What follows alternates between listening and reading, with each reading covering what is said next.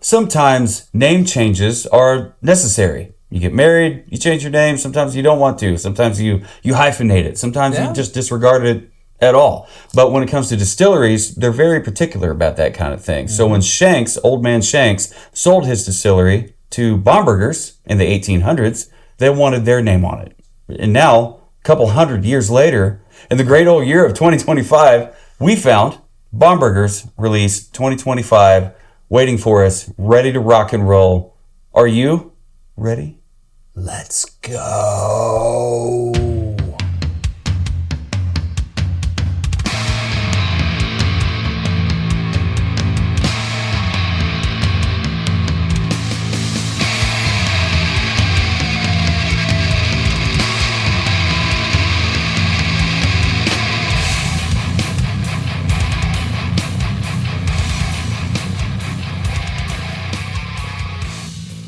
Hello, everyone. Welcome to this very Awakakaka episode of the Savor the Burn podcast. My name is Jonathan. Across the barrels from me is Mr. W2. How do you do? Oh, man, I'm about to be a whole lot better. How are you doing? I'm doing all right, man. I'm very excited to get into jazz hands all days long with this. I'll throw in the spirit fingers. Yeah. So those who have been following along, thank you. Absolutely. And we appreciate you. If you're on YouTube, be sure to hit subscribe, hit that bell notification. If you're on one of our audio-only podcasts, thank you so much. We also really, really appreciate you. That's where podcasts started. Absolutely. They've kind of evolved into the video format. Yep. So YouTube has kind of come to party. Spotify also supports video. If you did not know and you're using Spotify's got full video. I seen it. So it is there. But nonetheless, audio, video, we appreciate all of you following along. And to our Patreons. Holy smokes, guys. Thank you guys so much. And those who have been paying attention and following along, you may have noticed this morning, there was a release of the 2024 Bomberger's Declaration Kentucky Straight Bourbon Whiskey. And well, guess what? We just happened to get the 2025, so why not? Throw it right out there, follow it up, same day, double feature this bad boy, and let's. Who doesn't love a double feature? I'm stoked. I'm so stoked to get into this one. So let's roll back just a little bit. Our first experience with Bomberger's was at a tasting we event. did at the Red X. We met Raven Fuller, and that opened up the entire doors for our relationship with Michter's. We did not see that coming, but boy howdy. So we not only love their products, but we absolutely just love Michter's because they're first class. They're absolutely first class. Every single person that we have come into contact with there. Yeah, sales rep, president, vice president, the guys on the bottling line, guys and gals on the bottling line, like everybody involved, the chemists. Yeah. So at that tasting, they had a raffle. Weird luck of the draw. My number was the first, well, technically it was the second number picked. Technically. Michter showed up to give a bottle away, so that was the first one. But the raffle that was the Red X offerings was a chance to buy. Chance to buy. Yeah. First number that popped up was mine, and I went home that day with the 10-year rye. Yep. Which was fantastic. I squealed more than once. Squealed. In the parking lot, in the store, all the things. But there was a guy that got the chance to buy the 2024 Bomberger. Yeah. And sure as shit, at the end of the tasting, he popped the top on there and he's like, "Who wants a taste?" And so we're like, "Glass, please, glass, please." Yeah. Think I don't, motherfucker? Let's rock and roll. So let's do it. We got a generous but like quarter to half ounce pour, and that's totally fine. It was delicious. Absolutely delicious. When we got our hands on a full bottle, we loved it. We thought it was so fantastic. And so here we are with the 2025 release of there. And honestly, earlier this spring, if you remember, we were in Louisville. We got to spend an entire day at Michter's. we did a review of their PFG. The PFG. Which is the 2025 Bomberger PFG release. At that time, I kind of thought that was going to be the Bomberger release for the year. But it wasn't. Nope. They announced back in the mid-June that July was going to give way to, which end of July into the 1st of August, they were going to do the 2025 release Shanks Sour Mash and the standard Bomberger's Kentucky Straight Bourbon Whiskey. And I've seen a few posts, like the whiskey groups that we're a part of. I've seen a few posts where, like, they've started to grab a couple of these bottles from their local hunt stores. So I also want to take this moment before we start really deep diving into this. Yeah. The bottle shows up, and I immediately open it, and I just want to point out the fact that bottles that have the neck tape on here, appreciate them. Appreciate what it's not just a design element. It's not just something that may look cool or whatever. This bottle arrived, and my cork, no kidding, was 2/3 of the way out. There was a huge gap in the top, in the stopper and the bottle. And that neck tape the glue had been stretched up a little bit. And so I unpackaged it. I pushed it back down. I actually put it in the fridge for about 30 minutes because it was warm to the touch. Very warm. We're in the middle of summer. Yeah. So it's how it's going to happen. When it's hot outside, when it's summer, I mean, things expand, they flex, they flesh out, you know. In the wintertime, maybe they're a little smaller. You know, maybe you get out of the pool, you get it, right? Super thankful. The outside of it was perfectly dry. There was no leakage whatsoever, but there was only about 1/3 of that cork left actually in the top of the bottle. Thank goodness for that neck tape. Love that neck tape. So I pushed it back down there, got a little bit of excess on both sides that I just kind of folded back down on there. I don't know why. Even Michter's core offerings don't have the cellophane wrapper on the tops of them. These also do not have cellophane on the top of them. The 10 years are wax dipped, so they're fine. No need for the cellophane. But none of the Michter's offerings do a cellophane on there. It relies purely, all their offerings that are not wax dipped do have the neck tape on there. I'll tell you firsthand, that was a savings grace. If this bottle did not have that, I would have gotten a box that would have been soaking wet. A box full of whiskey. So I'm going to ask you for a bottle pop. Remember, we always cut for results, not response. Here we go. And then I'm going to get into this. And then, and also, there's a letter that came with the package, we got a letter from Michter's. And so I've got a little bit to read that I'll do first. And then we'll get into the letter and see what our good friend Joe Macleoco has to say about these releases. Bottle pop.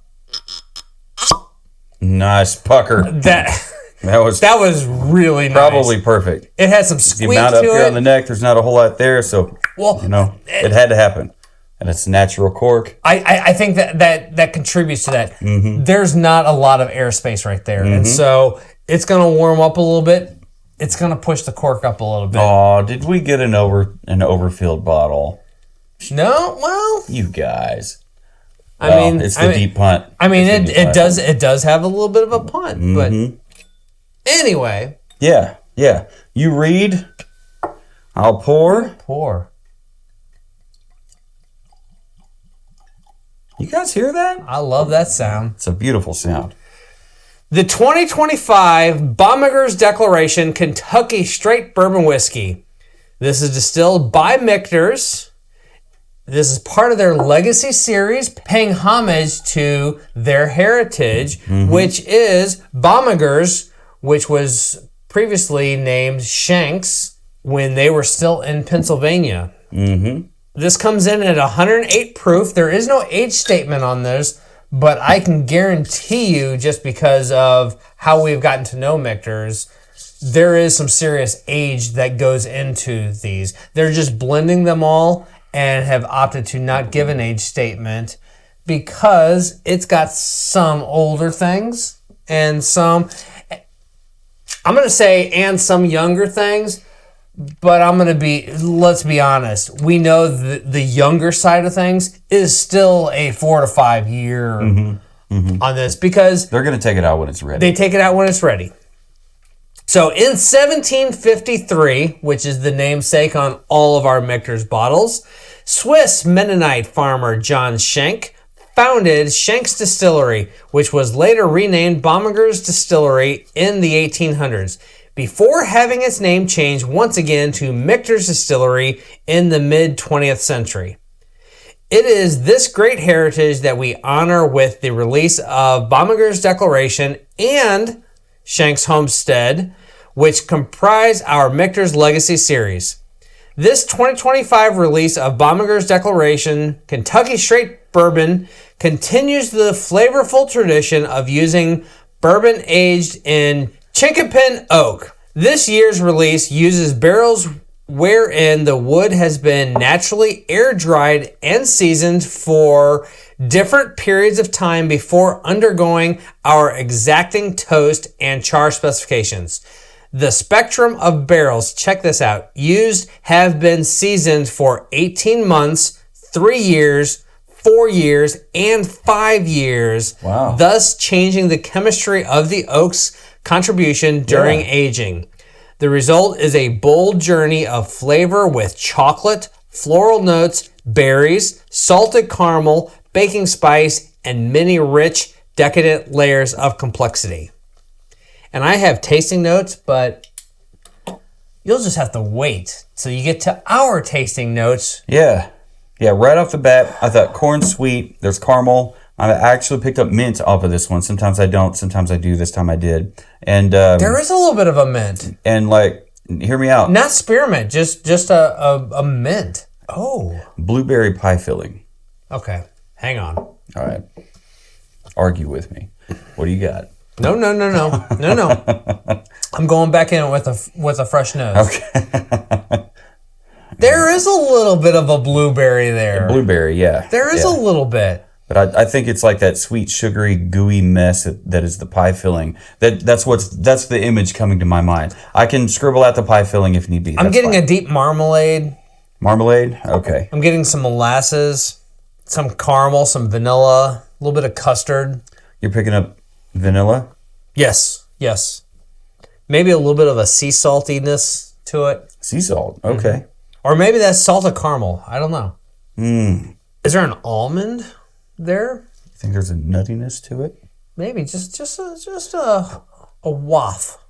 Oh man, all I know is I'm ready to get this on the palate. I did this, and then I said, right, then I smelled it. I picked up maple and walnut. Okay. It's not, I don't know, whatever. Cheers to everyone at Michter's.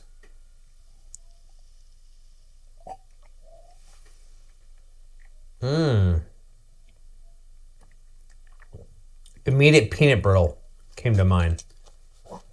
Which is not indicative of what Michter's does with Bomberger, Schenk's, or any of their Michter stuff. Also pecan pie.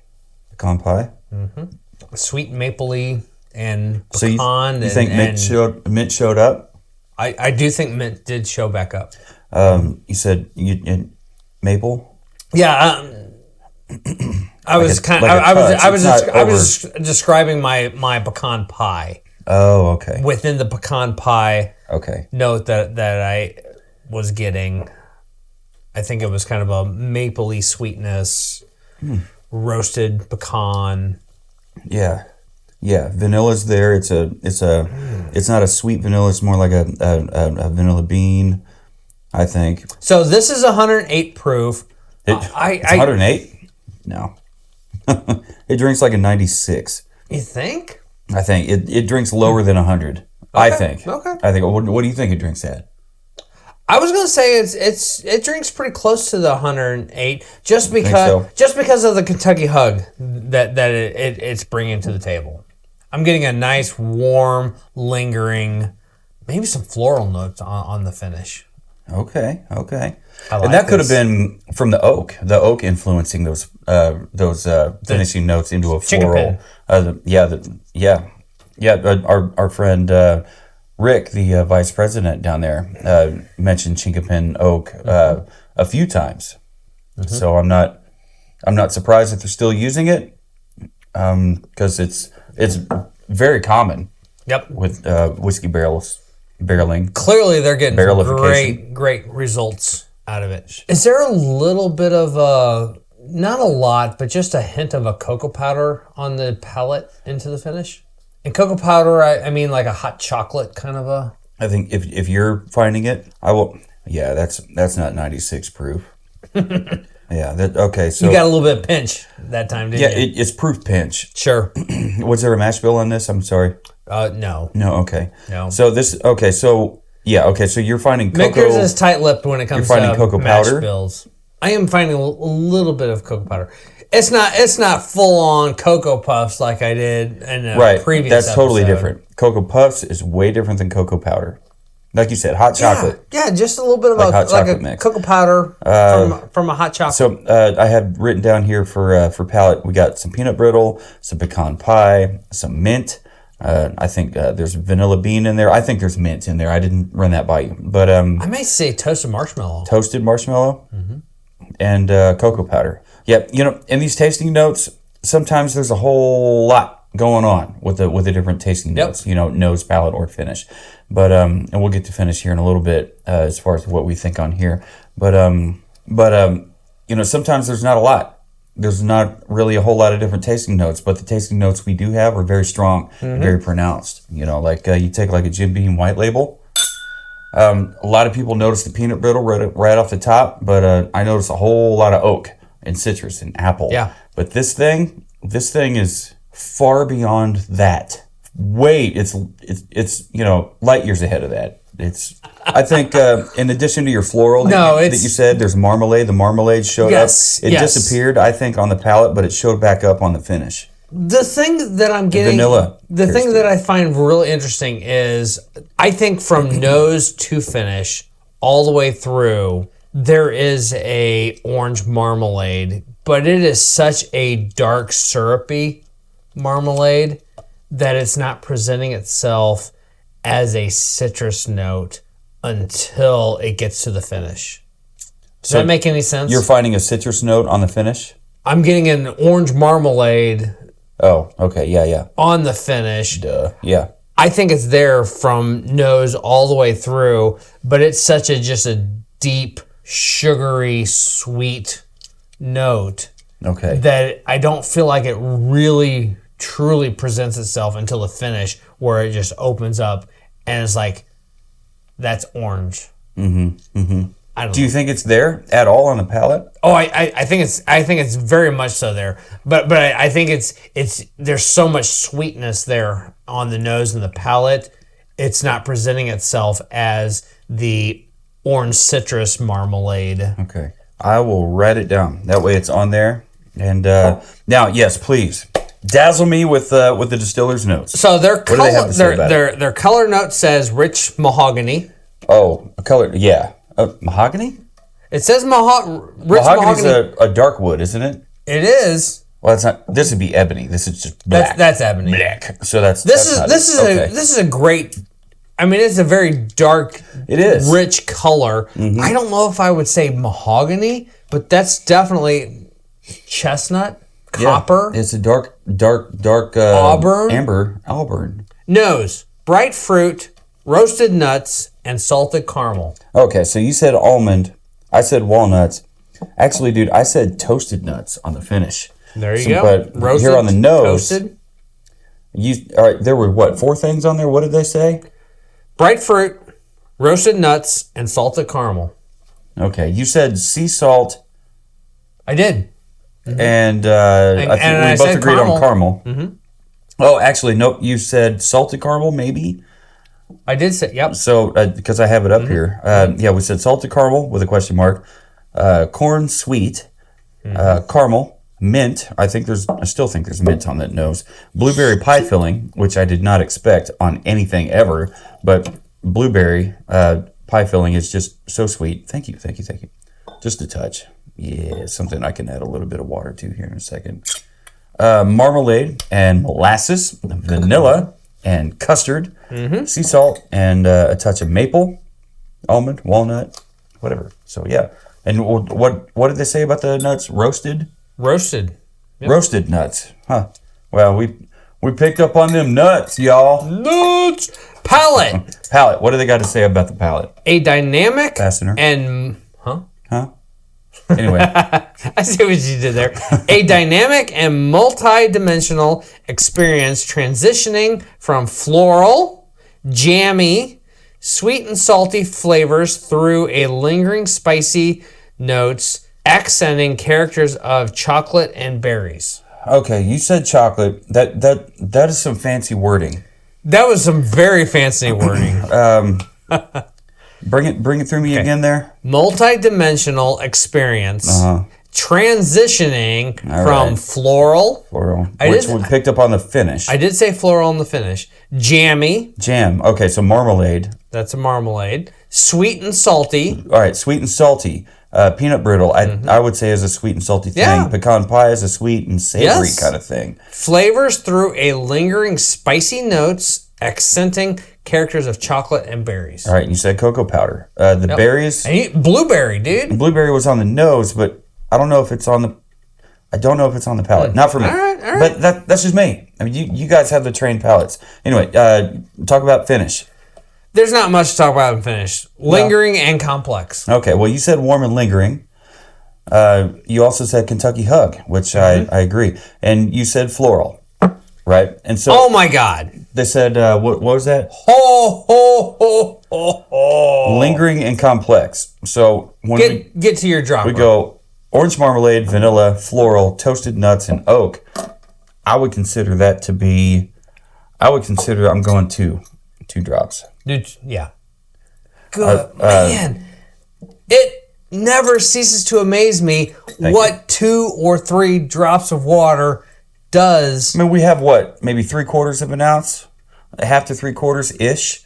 You know, and it's only 108 proof. Vanilla bean just showed up. Oh, that's weird. Creme brulee. I got a lot of vanilla, but I got a pinch on the nose when I nosed it. Yep. Vanilla jumped up. And the caramel really shows over here. Oak has entered the chat. Okay, the floral notes showed up. Notes showed up. I don't know if that was late palate or just full palate. Yeah, there's some floral happening there. We haven't talked about bottle presentation. We have not. So as full as that neck was, it's not a long neck. It's like a tall wine bottle with a kind of medium to short. It's not a short neck, wine bottle. Right. But I mean, it's like your classic 1800s, early 1900s style liquor spirit bottle, whether it be whiskey or wine. A nice conservative punt. Yeah. Which, isn't there something? Is there any kind of, there's an S down here. S for Shanks? It could be for Shanks, yeah. It's certainly not Schomburgers or Schichters. It's I don't know what it's for, but it's, If you know, leave us a comment. For a good time, call Michter's. Get into this letter for me, please. Oh yeah. I always love when we get a letter accompanying our bottles. Well, Michter's letterhead here, which is very nice to see. It's always an honor and a privilege. Michter's Distillery to release 2025 Bomberger's Declaration. Whiskey.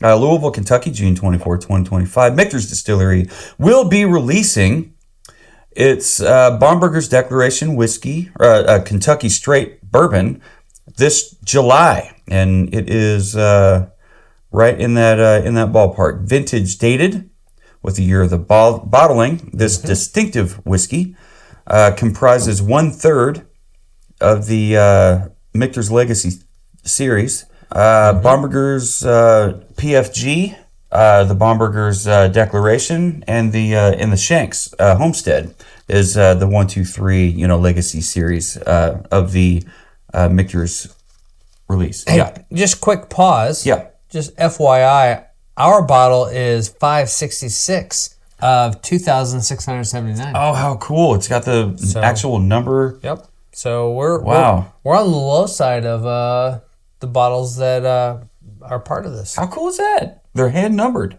Yep. I mean, that's not, it could be computer, but I mean, it's a different, it's a different size. It's batched. Yeah. It's batched.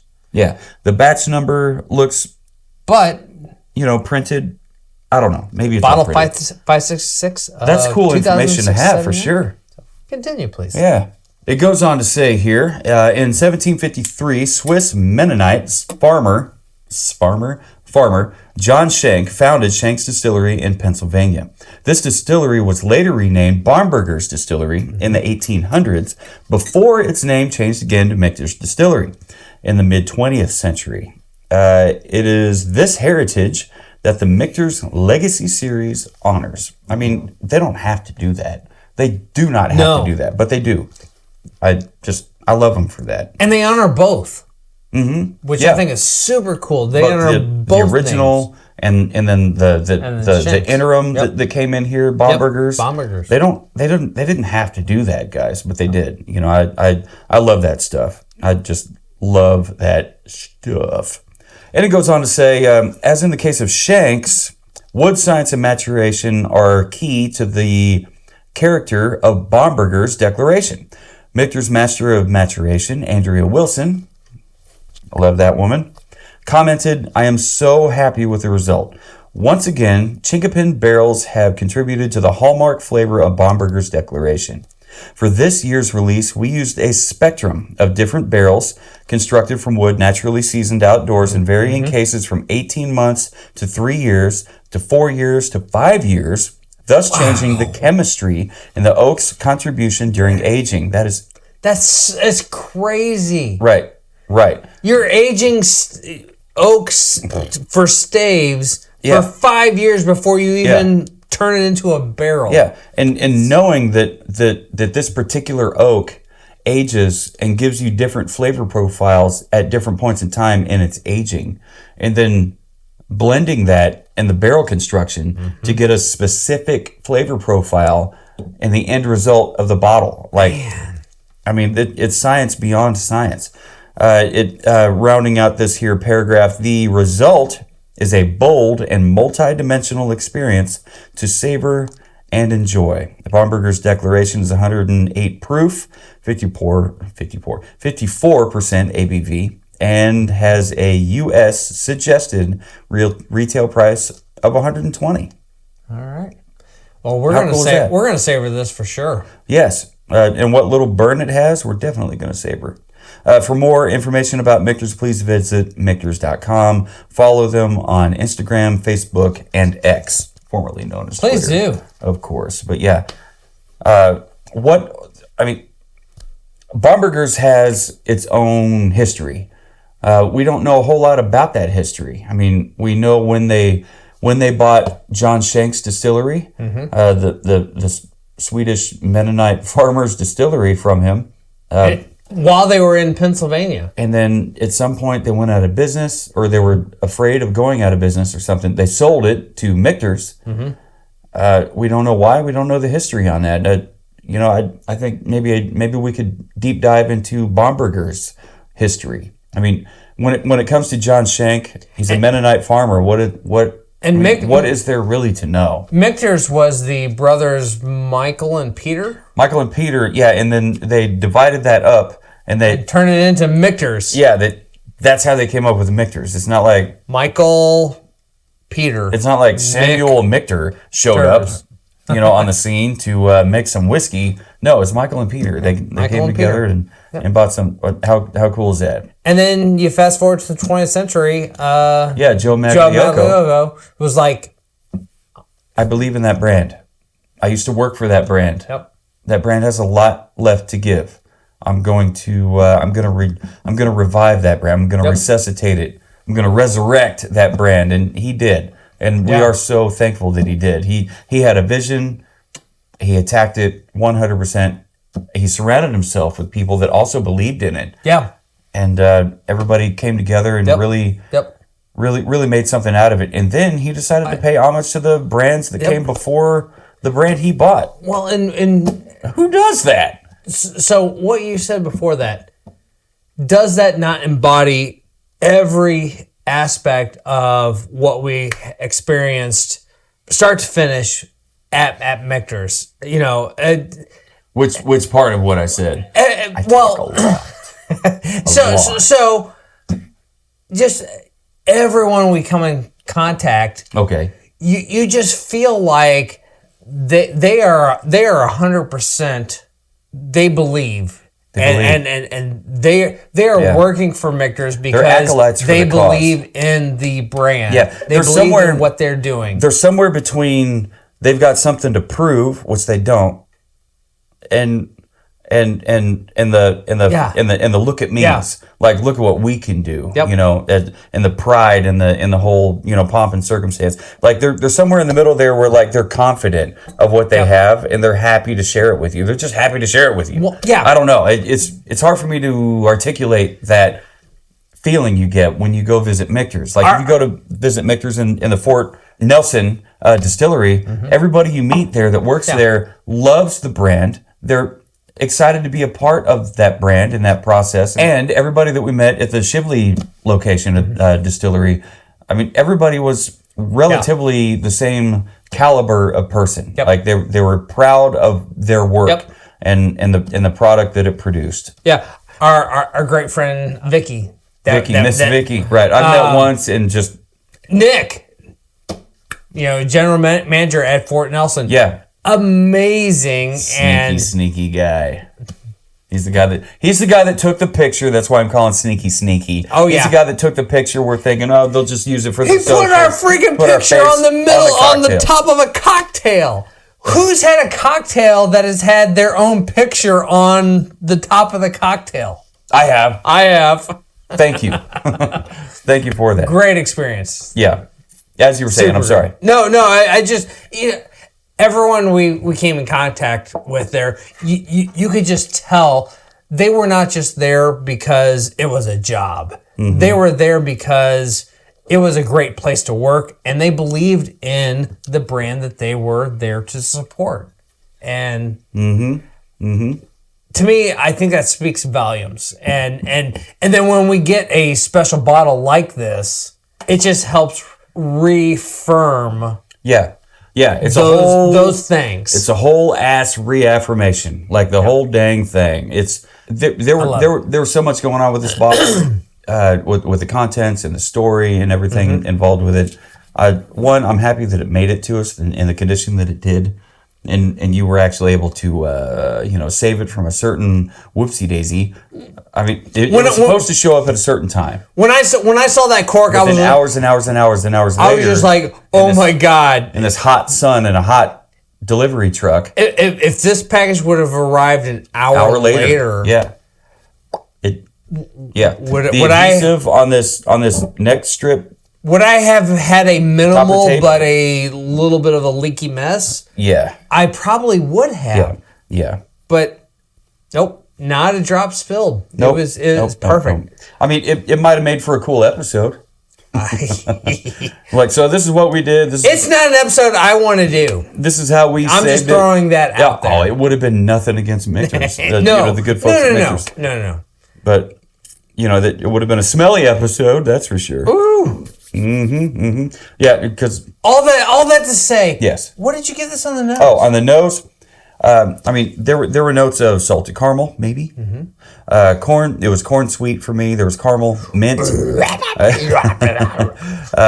blueberry pie filling, which I thought was super unique. I'd never had that before. That surprised me. That absolutely surprised me. And you actually agreed with that? It was I did. I totally did. Yeah, okay. When I came back to it, I'm like... Yeah, you put it down, you're like, now hold on a gosh dang minute.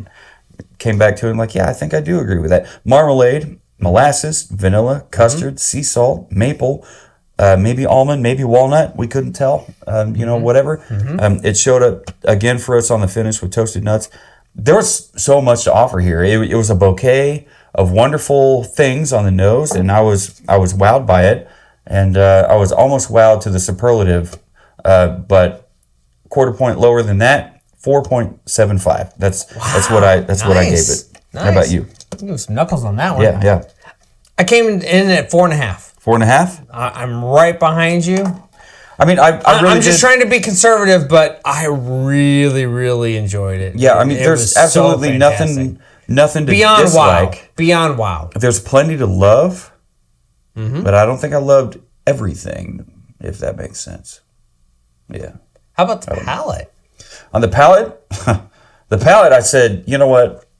Peanut brittle came to enter the chat. Mic drop. Right. Here it is. Pecan pie showed up. The mint showed up. And I think, those three work great together. Vanilla bean was also part of it. Cocoa powder was on the late. You pointed that out. Late palate, early finish. Toasted marshmallow you picked out. I think there was oak. The oak it's there. Yes. I mean, wow. Okay. And then marmalade. We talked about it quite a bit, I think. Maybe you got into the weeds onto it. But you said marmalade was there, even though the 108 proof kind of stifled it a little bit. My words, not yours. But you said it was there. So I went ahead and I wrote it down. I still haven't picked up on the marmalade on the palate. That said, I don't need marmalade to give it a 5. I gave it a 5. On the palate, this is a 5 for me. Easy. How about you, W2? Once again, I'm right behind you at 4 3/4. 4.75. It was so fantastic. It brought its A game. There's so much to absolutely fall in love with this palate. I feel like a bourbon lover.